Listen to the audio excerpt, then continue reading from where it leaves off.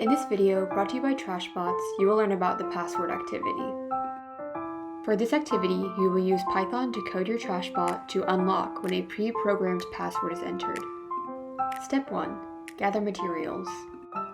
Gather computer, a TrashBot, and a micro USB. Step 2. Code. Code a program that contains a password consisting of numbers.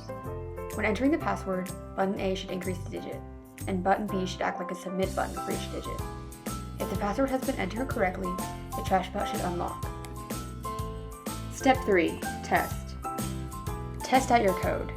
Does it work as expected? What happens when the digit goes over 9?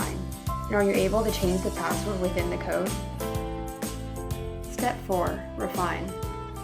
Try to identify the bugs, if any, that are preventing your code from working. Brainstorm and code methods to fix them. Step 5. Test again. With your new code, run the same tests as you did in Step 3 and evaluate. What happened to your program? Are there any more changes you still need to make so that it works? Step 6. Reflect. What challenges did you face in this activity, and how did you overcome them? Is there anything you particularly liked or disliked about this task? For more projects, visit trashbots.co/lessons.